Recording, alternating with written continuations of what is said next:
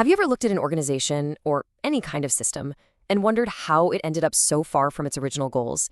It's a common observation. A system starts with a clear mission, but over time, it seems to wander off course. This isn't usually because of a single bad decision or a change in leadership. It's a fundamental property of how complex systems interact with their environment.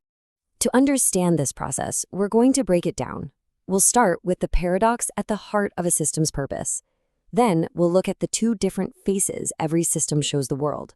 We'll explore the core tension that this creates, the specific mechanisms that cause change, how that leads to gradual drift, and finally, what this all tells us about the inherent nature of systems. All right, so let's start with the central puzzle here. The gap that so often opens up between what a system says it does and what it actually ends up doing. Every system is built around a stated goal. You can think of this as its official mission, its reason for being. It's the clear, formal purpose that's communicated to everyone, both inside and out. But if you watch that same system over a long enough period, you'll often see that its actual outcomes, the real-world results of its daily operations, start to look a little different from that original goal. A gap starts to form. This slow, quiet, and often unintentional shift has a name: institutional drift. It's not a sudden breakdown, but a gradual, almost invisible process that pulls a system away from its founding purpose. So how does this drift actually happen? Well, to get to the bottom of it, we have to recognize that every complex system is really operating with two different faces at the same time. There's its formal structure, and then there are its real operational activities. The formal structure is what the system says it does. It's the mission statements on the website, the official rulebooks, the org charts. But the operational activities are what the people inside the system actually do day to day. It's the real work driven by the real priorities. When these two faces, the formal rules and the actual practices, begin to separate, we get a process called decoupling. A system might adopt a policy to look good and maintain legitimacy, but on the inside, it keeps doing things the old way to stay efficient. This creates a functional gap between the public image and the internal reality. Now, this decoupling isn't necessarily a sign that something's broken. It's actually a rational response to a deep, fundamental tension that exists in pretty much any system trying to survive in a complex world. See, every system is constantly being pulled in two opposite directions. On one side, you have the pressure for fidelity. That's the need to stay true to the original mission and its formal goals. But on the other side, you have the pressure for survival, the need to adapt, secure resources, and stay relevant in an ever-changing environment. And what this means is that nearly every decision made inside the system becomes a trade-off. It's a constant, ongoing negotiation between staying true to the mission and doing what is necessary to keep the system alive and functioning. This constant tug-of-war between fidelity and survival isn't just an abstract idea.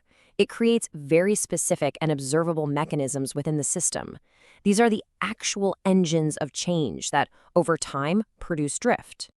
One of the most common mechanisms is called goal displacement. This is what happens when following the rules and procedures, the means of doing the work, becomes more important than achieving the actual goal itself. The focus subtly shifts from the why to the how. And then there's mission creep. This is when a system gradually starts taking on new tasks and expanding its scope, often because new resources or opportunities become available. This slow expansion can dilute the original focus and stretch the system in new directions. Mission creep often acts like a ratchet. An opportunity pops up, the system expands to take advantage of it, and then that new, larger scope just becomes the new baseline. It's very rare for the system to shrink back to its original mission. And this creates a really interesting structural trade-off. If a system relies on just a few sources for its resources, it runs a high risk of its mission being pulled in their direction. But if it diversifies its resource base to avoid that, the administrative work required to manage everything skyrockets, which in turn increases the risk of goal displacement. It's a structural catch-22 with no easy answer. So when you take these mechanisms, goal displacement, mission creep, and these structural trade-offs, and you let them operate over time, the result you get is the large-scale phenomenon of drift. And it is absolutely critical to understand this. Drift is not the outcome of one bad choice. It's not caused by one person or one event. You can't just point to a single moment on a timeline and say, that's where it all went wrong. Instead, drift is an emergent property. It's the cumulative result of hundreds or thousands of small, perfectly rational local decisions made by people who are just trying to do their jobs and navigate that constant tension between fidelity and survival. Each individual step makes sense at the time, but the sum of all those steps can steer the entire system somewhere nobody ever intended it to go. This brings us to our final, and maybe most important point. Drift might not be a flaw in a system that we can fix. It seems to be an inherent, paradoxical property of any system that needs to adapt in order to survive. This isn't a new idea. Back in 1978, the researchers Pfeffer and Solancic pointed this out. The basic need to survive in a dynamic world will almost always force a system to adapt and, at times, alter its goals. This tension is a permanent condition. What this means is that the very same pressures from the environment can lead to completely different outcomes. Under one set of conditions, they can cause unintentional, unproductive drift. But under another set of conditions, those exact same pressures can drive intentional, healthy adaptation.